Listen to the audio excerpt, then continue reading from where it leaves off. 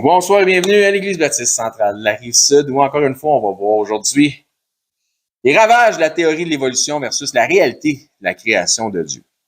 Donc, on avait commencé à voir des choses concernant l'eugénisme, un terme qui est plus vraiment utilisé aujourd'hui, mais qui est encore en vigueur et à la mode. C'est que c'est maintenant camouflé et caché, on va voir ça éventuellement. Donc, la réalité de la création de Dieu, la théorie de l'évolution et l'eugénisme.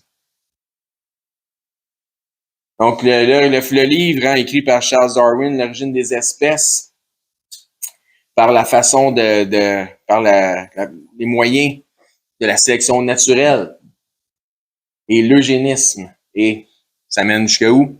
Auschwitz. Donc, de Darwin à l'eugénisme, l'eugénisme. L'eugénisme ou eugénique est un ensemble de croyances et de pratiques visant à améliorer la population humaine en contrôlant la reproduction. Donc, on va aider la sélection naturelle. Parce qu'on va lui donner un coup de main, ça va aller plus vite. Puis, tant qu'à avoir du monde qui profite pas à cette planète parce qu'ils sont pas aussi intelligents que nous autres, tous bien des éliminés.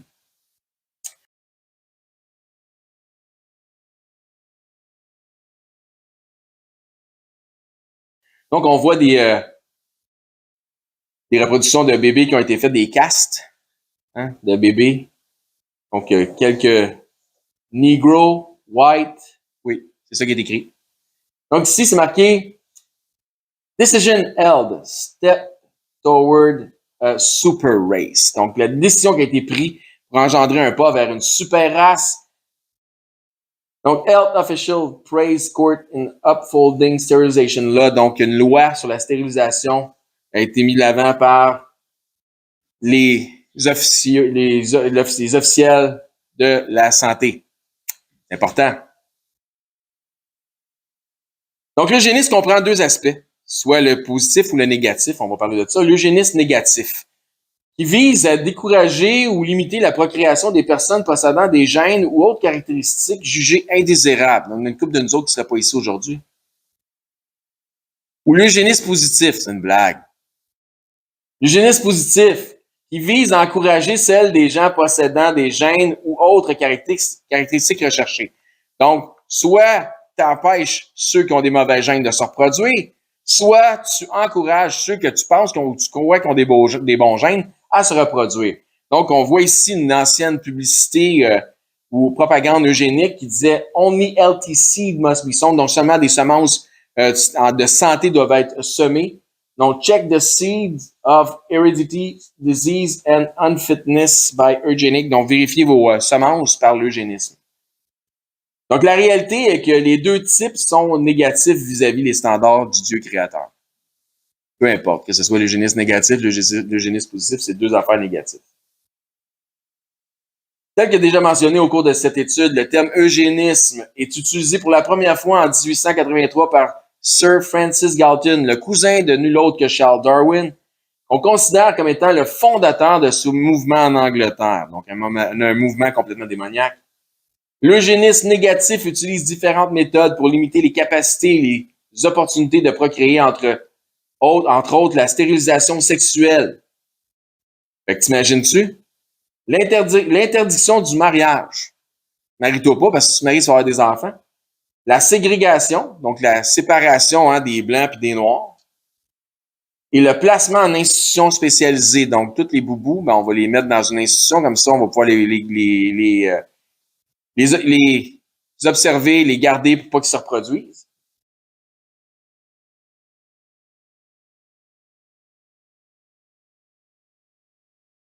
On va les mettre à part.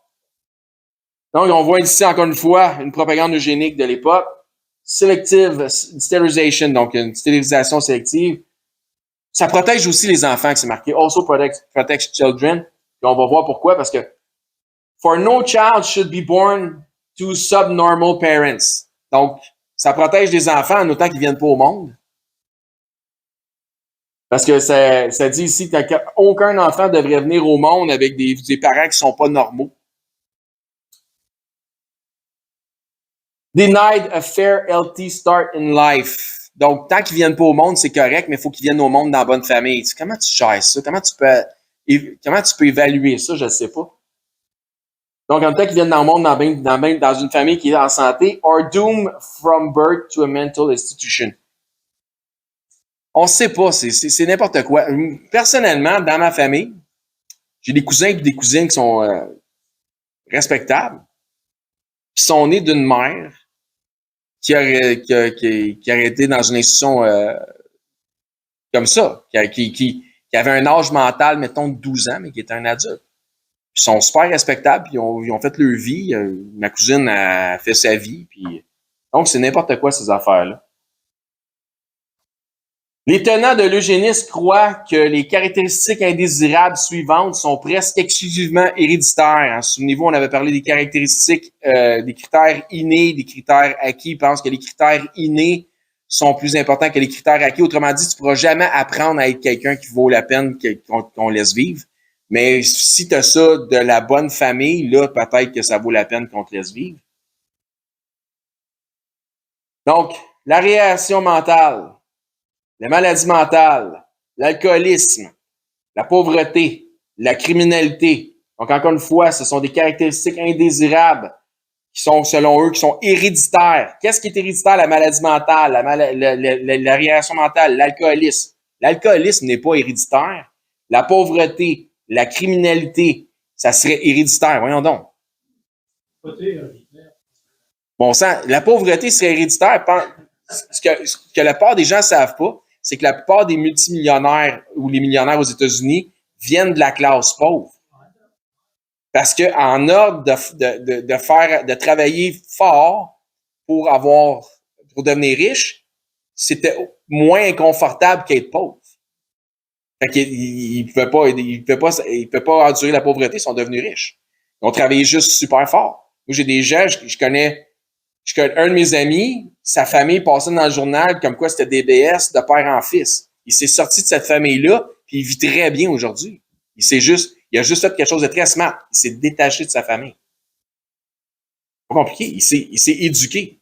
Je serais pas l'homme que je suis aujourd'hui si j'avais pas pris la peine de m'éduquer avec ce livre-là. Si j'avais pas trouvé un père pour m'enseigner les bonnes choses, parce que je parle pas de mon père Serge, mais je parle d'un père éternel. Quoique Serge me donner des bonnes valeurs de base. Mais comprenez qu'il y en a un qui est au-dessus de mon père charnel, c'est mon père céleste. Donc, la criminalité, ainsi que d'autres types de comportements immoraux tels que la prostitution. Tu sais, ça, c'est héréditaire, la prostitution. Vous saviez pas ça, hein? L'eugénisme aux USA, aux États-Unis.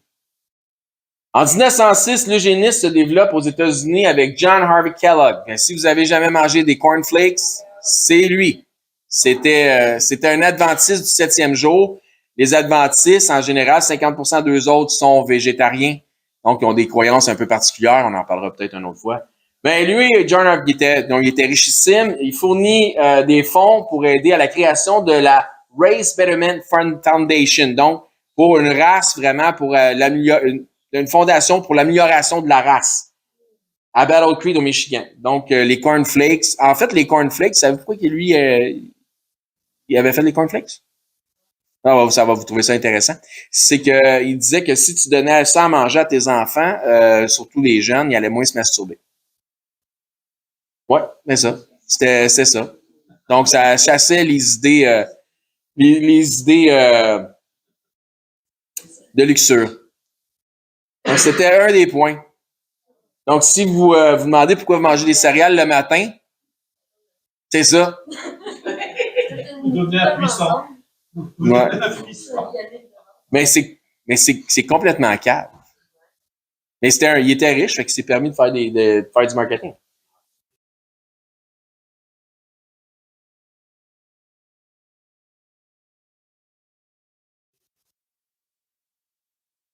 Dans un pays où les lois contre le métissage sont en vigueur depuis le 17e siècle, c'est quoi le métissage, Olio? Peux-tu nous expliquer ça? Mettons un noir qui est avec une blanche. Métis. C'est ça. Là, on parle des États-Unis. C'est complètement fou. Moi, j'étais allé au mariage d'un de mes très bons amis qui s'est marié avec une haïtienne, puis il est blanc roux, tu sais. À partir de 1907, il a pratiqué la stérilisation contrainte. Plus de 64 000 personnes sont ainsi stérilisées, contraintes d'être stérilisées parce que tu ne mérites pas de te reproduire. Sont ainsi stérilisés entre 1907 et 1963. Donc, c'est beaucoup de dollars investis là-dedans. On parle de près de 1000 personnes par 1000 personnes par année. C'est récent, finalement. Oui, c'est récent. Ah, mais c'est encore là. C'est caché maintenant. Le premier pays à adopter une législation eugéniste fut les États-Unis. Donc, on pense que c'est les Allemands. Hein. Non, les Allemands ont imité les Américains. Ils ont pris leurs idées aux États-Unis. Pas des farces.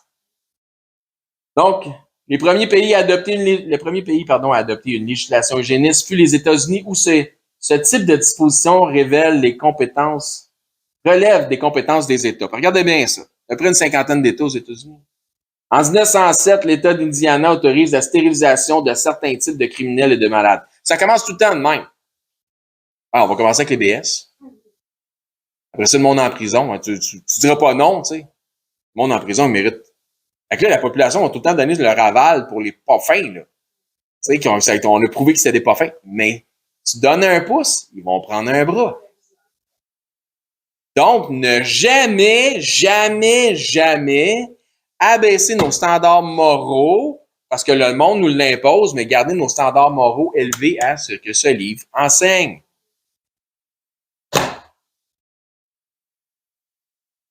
Donc, si, mettons, on va dire, il nous avait dit, on devrait stériliser les criminels puis les malades, qu'est-ce que t'en penses? Attends, on va aller voir qu'est-ce que Dieu en dit. Non. Ça s'arrête là. Il est suivi en 1909 par la Californie, le Connecticut et l'État de Washington en 1917. 15 États avaient voté des dispositifs de ce type. Ils étaient 33 en 1950.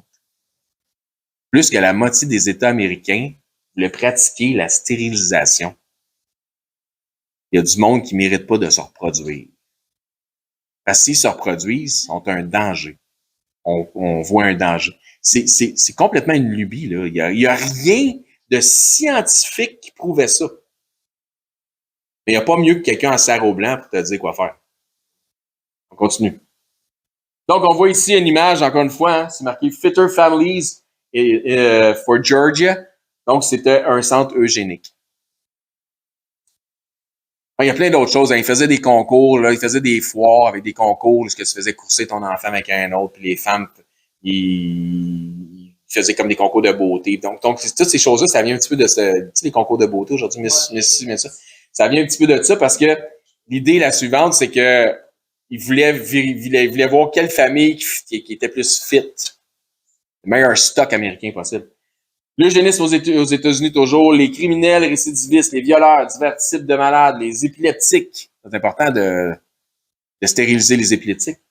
Les malades mentaux, les idiots, et parfois les alcooliques et les toxicomanes. Aujourd'hui, hein, ce serait beaucoup les toxicomanes, étaient visés par ces lois de stérilisation. On voit ici une plaque commémorative qui explique qu'en 1917, à partir de 1917 jusqu'à 1977, pendant 70 ans, il y a eu des up and down eugéniques, permis, pas permis, etc.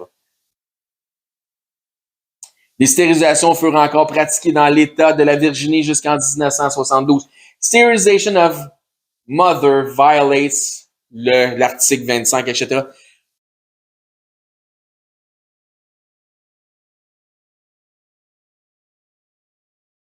Vous voyez, je ne sais pas si vous voyez, mais cette dame-là qui manifeste contre la stérilisation des femmes, vous voyez qu'elle est noire? D'après vous, pourquoi elle est noire et pourquoi qu'elle manifeste contre ça? Y a-t-il quelqu'un qui a une idée?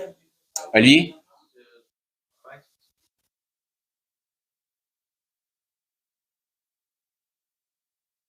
La plus petite partie du peuple américain, il y a plus de blancs que de noirs aux États-Unis. Ben, le plus grand nombre de stérilisés étaient les femmes noires. C'était un groupe visé. Pourquoi? Parce que tout le monde sait que les Noirs sont plus proches des singes dans l'évolution. Pas ça? Mais c'est ça l'idée. Et on va le voir, là. Ça change pas, là. Puis cette idée-là, elle est encore là. Donc, quand j'ai dit ça, j'étais pas sérieux. C'était du sarcasme, bien évidemment, vous me connaissez. De la sélection naturelle à l'artificielle. Définition de... Ah, ça va être tough, là. Suivez-moi. Définition de la sélection artificielle. Donc, la sélection artificielle, c'est une... Donc, on va encore une fois, on va aider la nature dans la sélection naturelle, fait que ça va devenir de la sélection artificielle. C'est une discrimination qui est faite par l'homme chez certains organismes de génotype. Là, retenez pas génotype trop fort, là. Donc, c'est une discrimination par l'homme chez certains organismes génotypes à sélectionner en vue de la propagation de caractères désirables. Donc, tu choisis certaines affaires pour les caractères désirables, puis tu fais de la discrimination. Ça, c'est pas bon, ça, c'est bon, ça, c'est pas bon, ça, c'est bon. C'est quoi ça, un génotype? Donc, la définition de génotype, c'est un ensemble de caractères génétiques d'un être vivant qui se traduisent ou non dans son phénotype. Wow, c'est quoi ça, un phénotype? C'est un ensemble de caractères anatomiques, physiologiques, permettant d'identifier et de classer. C'est de même que tu peux faire du classement. De classer chaque type selon l'expression visible des gènes. Bon, pas bon, bon, pas bon. C'est juste, grosso modo, là, c'est du classement. Ça c'est bon, ça, c'est pas bon. Noir, pas bon, blanc, bon. Grosso modo, c'est à ça que ça ressemblait. Si on fait un résumé de génotype, phénotype, puis blablabla, là, sélection artificielle, dont l'homme qui se voyant faire partie d'une élite en vertu de son statut social, financier et ou intellectuel, a usé de discrimination envers l'homme, donc envers ses semblables, donc d'un homme d'une autre classe sociale. Donc, moi, je suis meilleur que toi, donc j'utilise la discrimination pour dire, toi, tu mérites pas de vivre. Puis justement, les gens comme moi méritent de vivre. Donc, ce qu'on voit là, c'est un test eugéniste qui était fait. Le tout influencé par une hérésie pseudo-scientifique, qui est l'eugénisme, qui prônait que ces différences dans la société étaient dues à la génétique. Et c'est faux.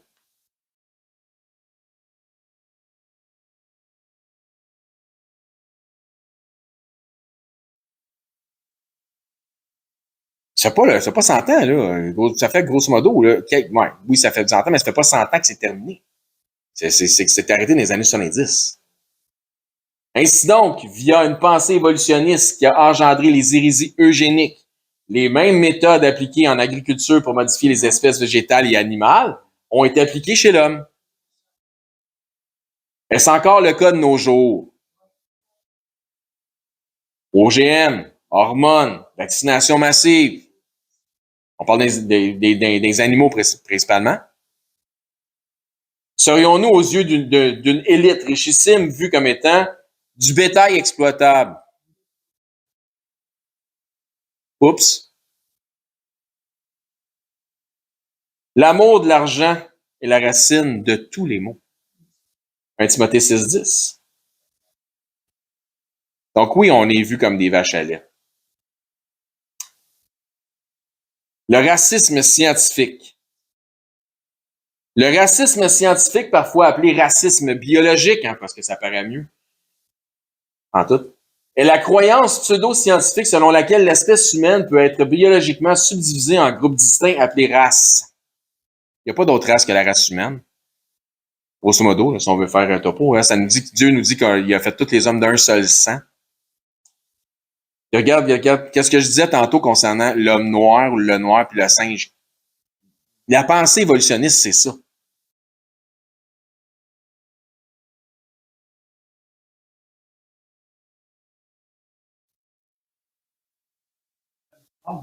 C'est n'importe, sérieusement, même si on avait des différences, on est tous des êtres humains.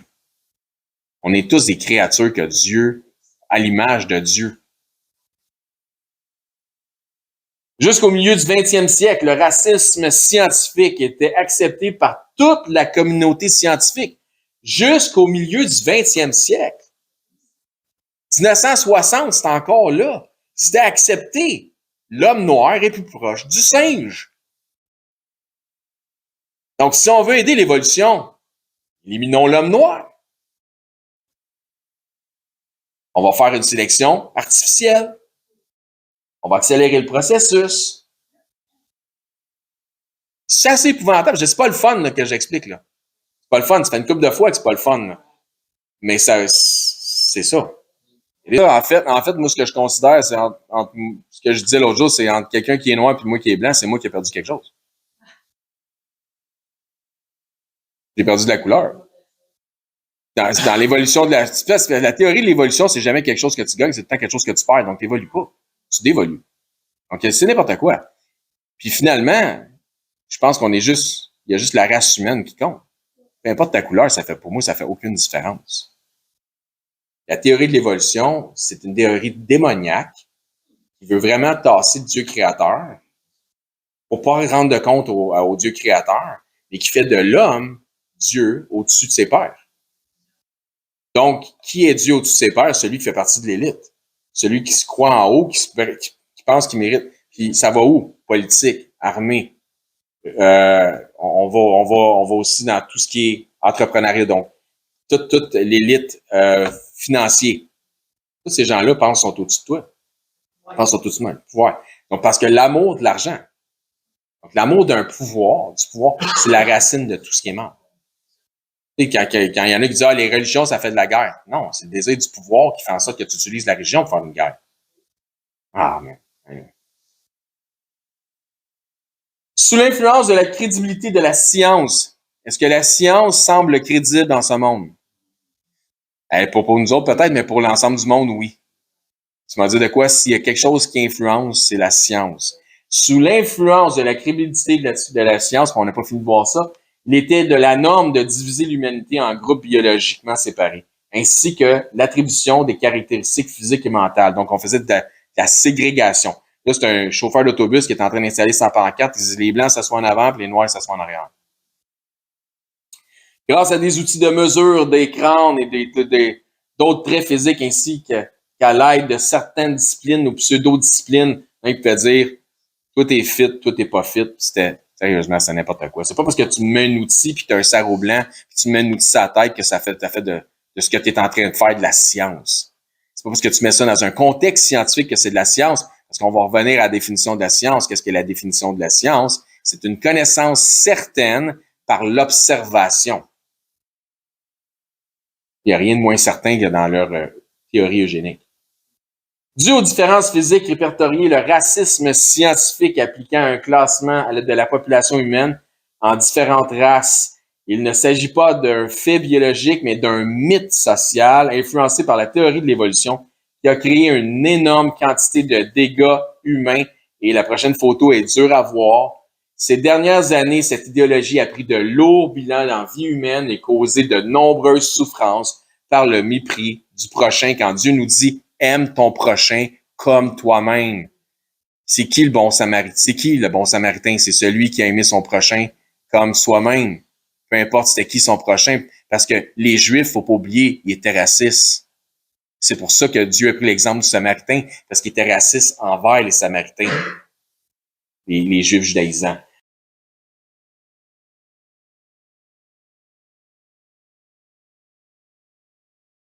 Donc, ici, ce qui est plat, j'ai pas besoin de lire ça, c'est pas édifiant, mais il y a un genre de poème sur la suprématie blanche qui dit que l'homme blanc, c'est lui qui domine. That's all, folks. C'est assez pour aujourd'hui. Donc, Dieu voulant, à la semaine prochaine. Merci d'avoir été attentif.